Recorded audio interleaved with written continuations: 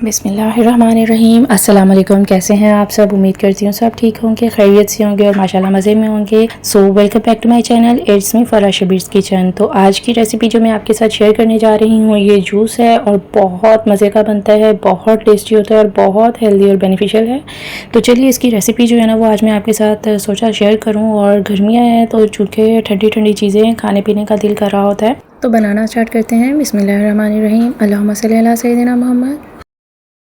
तो इसलिए आज मैं आपके साथ एवोकाडो का जूस जो है वो शेयर करने लगी हूँ। मिल्क शेक है ये और ये बहुत बेनिफिशियल और बहुत हेल्दी। तो साथ साथ इसके बारे में बात करते चाहते हैं कि ये एवोकाडो का फल है और इसको जो है ना मगर नाशपाती भी कहा जाता है। ये ग़िज़ाइयत से भरपूर होता है और इसको जो है ना आप सैलड के तौर पर या आप जो है ना इसको एक डिप बनाई जाती है, वो भी मैं आपके साथ ज़रूर शेयर करूँगी। वो भी इस फल से बनाई जाती है। तो इसमें जो चिकनाई है ना वो भी शामिल होती है, लेकिन इसको मोनोअनसैचुरेटेड भी कहा जाता है, जिसे दिल की दोस्त चिकनाई भी कहा जाता है। तो इस फल का जो है ना वो बहुत फ़ायदे हैं, बहुत जो है ना ये मज़ेदार भी बनता है और हेल्दी भी है। इसे जो मैदे और आंतों के जो मर्ज़ है ना वो भी दूर होते हैं और उनके लिए तो ये बहुत मुफीद है। जिनको मैदे और आंतों का मर्ज़ होता है ये फल उनके लिए बहुत मुफीद होता है। इसका रेशा जो है ना वो आंतों में ठंडक पहुंचाता है और जो हेल्दी बेनिफिशियल रहता है बहुत ज़्यादा ये फल। जो लोग वज़न में इजाफे के ख्वाहिशमंद होते हैं ना उनको चाहिए कि वो ये फल जो है ना ज़रूर खाएं, क्योंकि इसमें चिकनाई भी मौजूद होती है और ये उन जो ख्वाहिशमंद हैं कि हमारा वज़न जो है ना वो थोड़ा ज़्यादा हो जाए तो उसके लिए भी ये बहुत फ़ायदेमंद है। बच्चों को ज़रूर खिलाएं, बच्चों के लिए भी बहुत फ़ायदेमंद है। अक्सर बच्चे जो हैं वो इसकी डिप या सैलड वगैरह पसंद नहीं करते, क्योंकि इसका टेस्ट जो है ना वो कुछ फीका फीका सा होता है, लेकिन इसका जो मिल्क शेक जिस तरीके से मैं बनाऊंगी बहुत टेस्टी बनता है। तो इस तरीके से देखिए मैंने इसको काट लिया था और सारा इसका जो गूदा ना वो मैं इस तरीके से निकाल रही हूँ।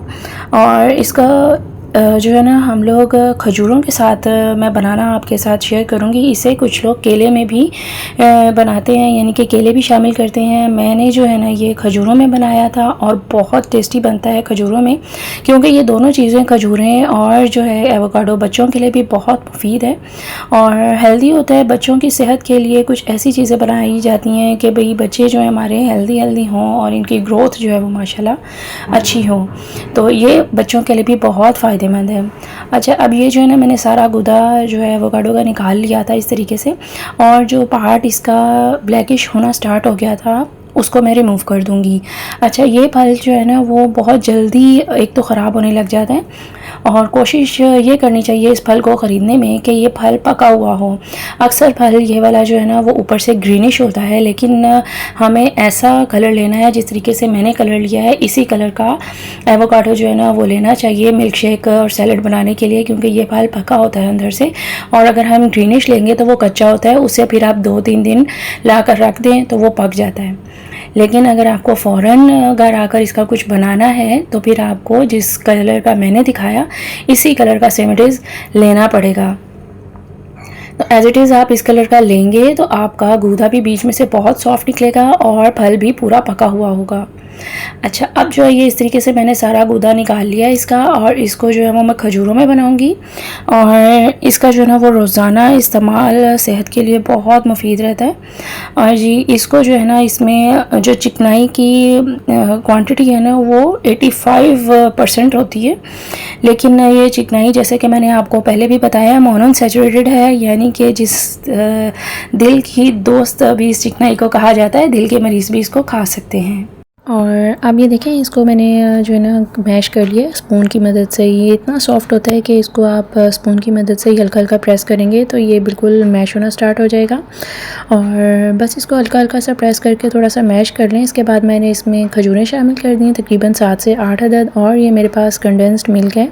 अगर आप चाहें तो आप चीनी का भी इस्तेमाल कर सकते हैं, कोई इशू नहीं है। आप चीनी का इस्तेमाल कर लें, कंडेंस्ड मिल्क जिसके पास ना हो तो वो चीनी शामिल कर लें जितनी आपको पसंद हो, क्योंकि खजूरें जो हैं वो काफ़ी मीठी होती हैं और इसी वजह से कंडेंस्ड मिल्क भी बहुत मीठा होता है। तो मैंने तकरीबन 3 से 4 टेबलस्पून इसमें डाले थे कंडेंस्ड मिल्क के।